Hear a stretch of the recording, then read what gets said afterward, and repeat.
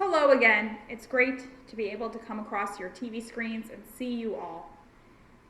Today I come with a message of hope and a thought about where and when and how we meet God. A few years back I was taking a class on spirituality, and in it I had to do interviews and ask people of all different ages the same 5 questions. And the first question was, where do you meet God? And this was also an interfaith class, and so I could not just ask Christians. I had to go and ask people of all faiths where they meet God. So I was down to having to ask a child.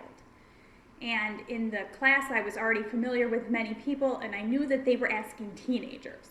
And so I thought, I'm going to be different, and I'm going to ask my 5-year-old. And so I didn't know what to expect from the questions. But I sat my 5-year-old son down and I said, Ian, where do you meet God? And now, grant you, he was the last one of the interviews. And all the other people had given really profound answers, but also answers you expect. Like they found God at church, or they met God in prayer, or all of these spiritual things you would have expected, right? And so out of the mouth of this 5-year-old is school. And I have to tell you, I got a little upset with him. And breaking out of interview, protocol, I said to him, Ian, you don't meet God at school? What are you talking about? Where do you meet God? How do you meet God at school? And I realized I was kind of raising my voice in frustration, and I pulled back and I said, okay, explain this to me. And he answered with such an important lesson for both me and all of us today. He said, well, Mom, school is where I'm not with you, and I'm alone. And he was new to kindergarten, and he goes, and sometimes I'm afraid.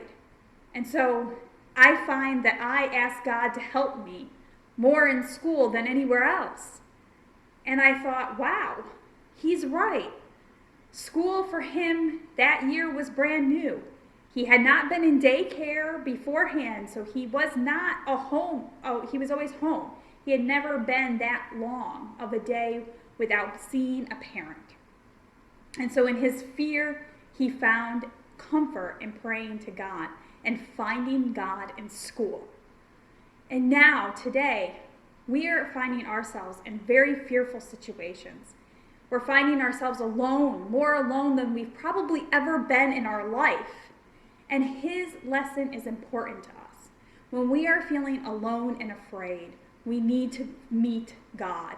We need to invite God in.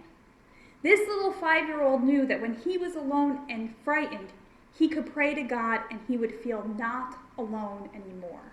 And that gave him comfort. The lessons in that are huge.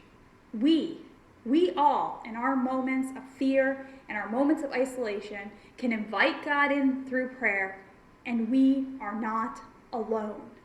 No matter what faith we have, no matter what God we pray to, our God is with us. And when we invite God in, we are not alone. And so as we continue in this isolation and this pandemic that does have a light at the end of the tunnel, there is hope that this will not go on forever. But while it continues, let us invite God in